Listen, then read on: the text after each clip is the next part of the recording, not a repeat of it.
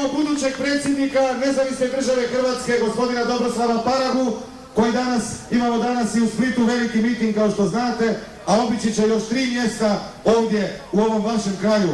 Gospodine predsjedniče, sretan put i obećajem u vaše ime da sljedeći put dolazite u Metković kao predsjednik stvarno Nezavisne države Hrvatske.